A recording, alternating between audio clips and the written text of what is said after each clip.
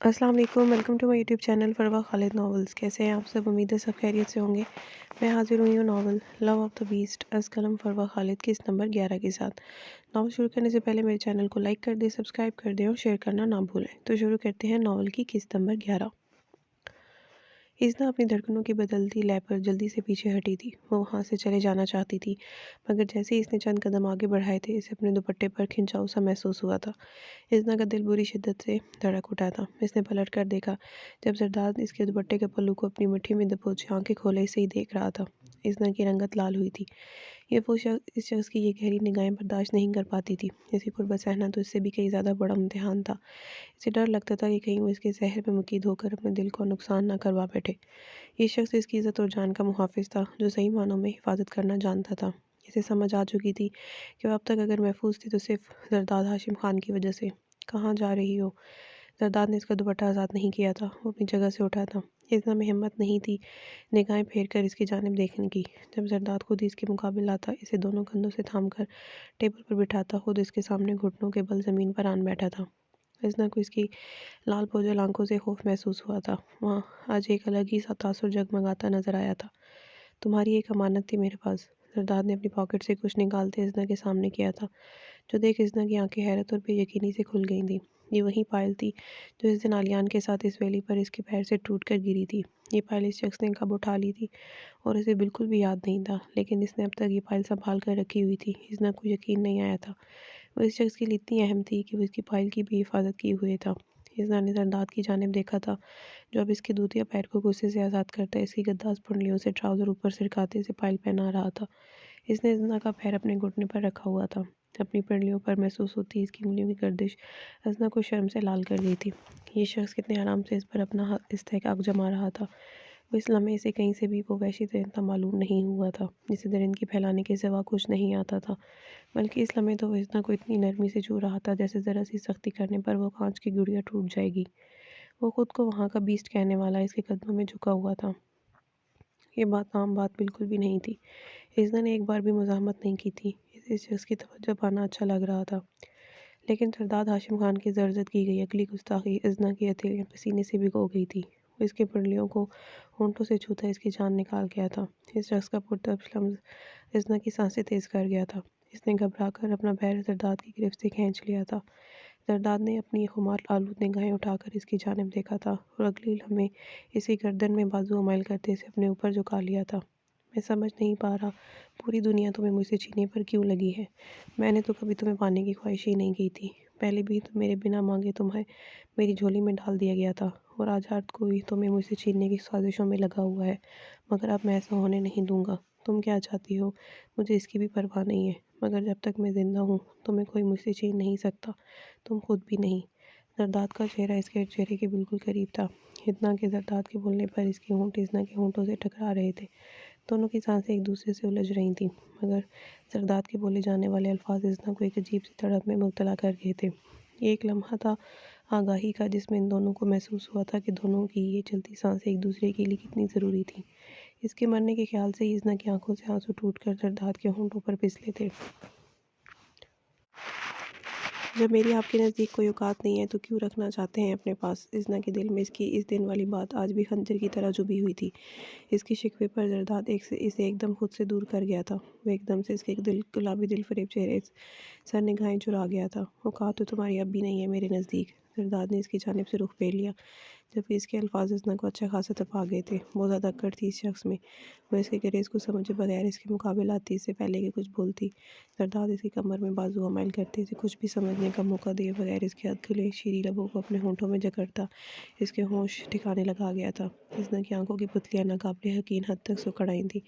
वो पूरी तरह कांप उठी थी। इसने अपने नाखूनों को जरदाद की गर्दन में गाड़ दिया था। इसे लग रहा था इसकी सांसें रुक जाएंगी, मगर जरदाद ने इसके वजूद को अपनी बाहों में भरते इसकी सांसों को आज़ादी बख्शी थी। इज़्ज़ा के गहरे गहरे सांस लेती इस सितम करके सीने पर अपना सर टिका गई थी। میں سب تمہیں کبھی نہیں بتاؤں گا کہ میرے نزدیک تمہاری کیا اوقات ہے۔ تم پوری دنیا جان چکی ہے کہ ازنا یوسف زئی کی اور زرداد ہاشم خان کی زندگی میں کیا اوقات ہے۔ اتنا بے خبر اور نہ سمجھ بننا بھی اچھی بات نہیں ہے۔ کسی دن تمہاری یہ بے خبری بہت بھاری پڑ سکتی ہے تم پر۔ زرداد اس کو اپنی سینے میں بھینچ کر آزاد کرتا بنا پلٹ کر اس کی جانب دیکھے وہاں سے نکل گیا تھا، جب ازنا اپنی جگہ سن سی کھڑی رہ گئی تھی۔ یہ شخص اس کے لیے کسی پہیلی سے کم نہیں تھا جو ہر بار اسے ایک نئی کشمکش میں ڈال دیتا تھا۔ میں جو کب سے چاہتا تھا بالکل ویسا ہی ہوا ہے۔ تم سب کہتے تھے نا کہ میں ہاشم دادا کو اتنی اہمیت کیوں دیتا ہوں، تو اس کی یہی وجہ تھی کہ وہ بہت طاقتور تھا۔ اس کی وجہ سے ہمارے بہت سارے کالے دھندے بالکل ٹھپ ہو کر رہ گئے تھے۔ اسے پولیس فورس سے تو نکال دیا گیا تھا، مگر وہ اس عوام کے ساتھ اپنی ایمانداری اب بھی نبھا رہا تھا۔ اس کا افسری پن ختم ہونے کا نام ہی نہیں لیتا تھا۔ ہم سب مل کر بھی اس کا مقابلہ نہیں کر سکتے تھے، کیونکہ تب بھی اس کی کوئی کمزوری نہیں تھی، مگر اب ایسا نہیں ہے۔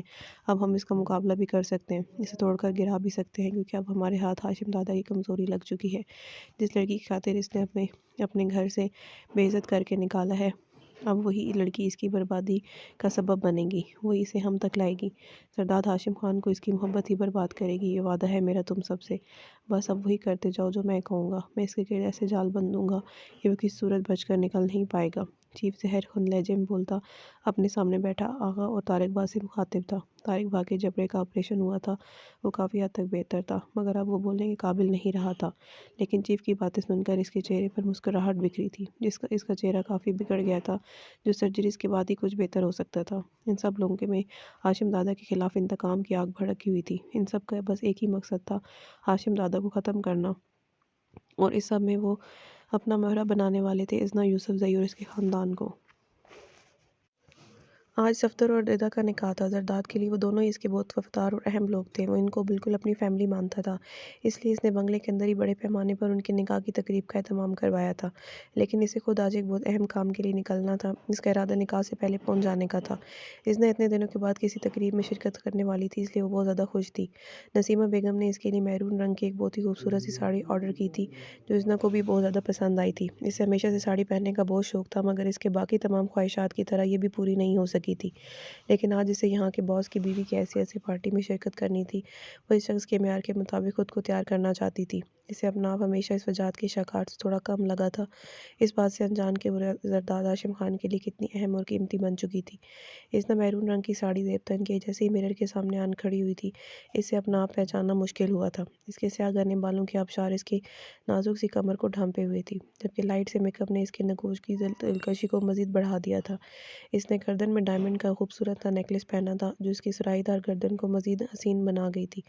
زرداد ہاشم خان کا اسے دیکھ کر کیا ری ایکشن ہونے والا تھا، یہ سوچ کر ہی ازنا کو اپنی سانسیں رکتی محسوس ہوئی تھیں۔ اس کی ہتھیلیاں پسینے سے بھیگ گئی تھیں۔ ازنا اپنے سینڈلز کو ہاتھوں میں اٹھائے بائٹ کی جانب بڑھ رہی تھی تاکہ آرام سے بیٹھ کر پہن سکے، جب اسی لمحے سے دروازہ کھلنے کی آواز آئی۔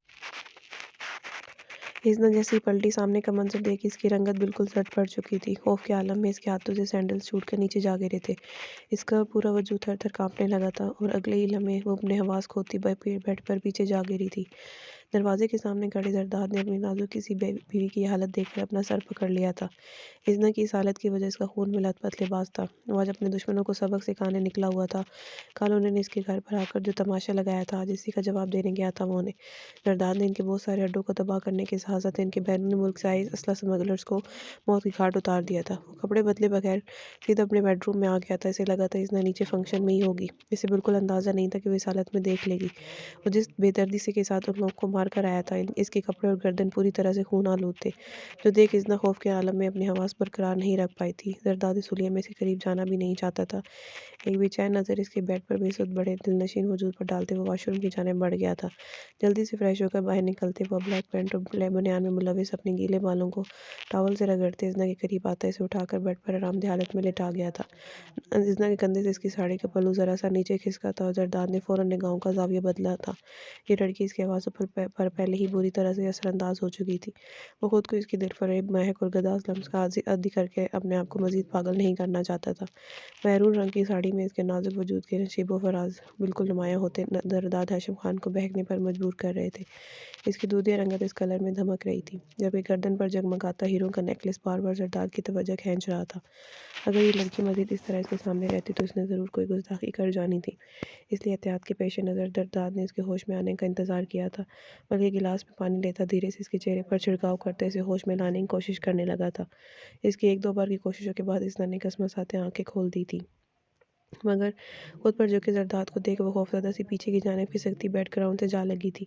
زرداد جو کب سے خود پر ضبط کے پہرے بٹھائے ہوا تھا، اس زخمی ہرنی کو خود سے ڈرتے دیکھ وہ خود کو اس کے قریب جانے سے روک نہیں پایا تھا۔ تم ایک خونی درندے ہو، میرے قریب مت آؤ، مجھے ڈر لگ رہا ہے تم سے۔